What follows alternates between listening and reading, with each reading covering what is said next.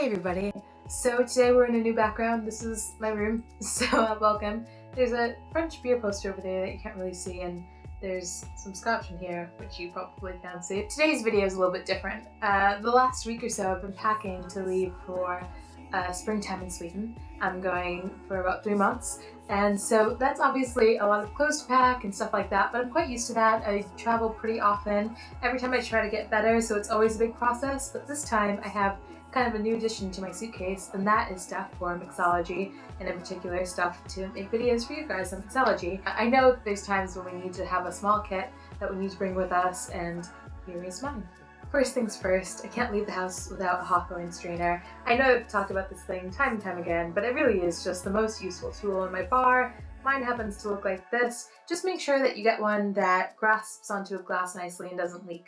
So that's why I bought other ones since, handle-less ones and fancier ones, but I always return to this one because it has the best fit. Next up is my channeling tool. It looks a bit like this. Just has a thing to make like thin twists over there and zest over here. This is good for bartending obviously and mixology, but also for cooking. So it has a double use, and it's also really quite light, which is good for packing since I have one 50-pound suitcase for 3 months. Mental. Next on the list, all of these are usual suspects, is a bar spoon. This isn't anything fancy, this is literally just the most basic one you can find in the shops, but it does the trick, and when I want to make martinis that are stirred, definitely an essential. Again, great for garnishes when you're trying to pick them up out of jars and things like that, so something that I wouldn't leave the house without. Next one might seem a bit funny depending on what you know and what you don't, or what you like and what you don't, but it's a comical strainer. Quite a small one, and notice the really fine mesh on this. Now what I like these days, and something that I've just recently discovered that I enjoy, are shaken and double strained martinis. Obviously you don't get the clarity that you do when you stir, but it's just so ice cold that it's really refreshing sometimes. But I hate ice chips in my drink, and this is a way to avoid that but still get the real kind of frostbitten quality that shaking your drink will give you. And also, if you're making smoothies or something, or drinks that have more particles in it, you're gonna need something like this. So again, has that multi-purpose culinary attribute.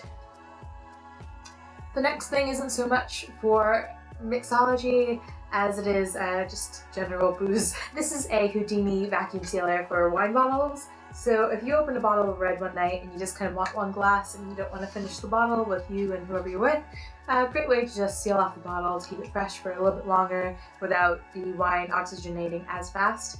So it's just a really handy tool to have around. I think I got this at Target for like 10 bucks or something, so definitely value for money.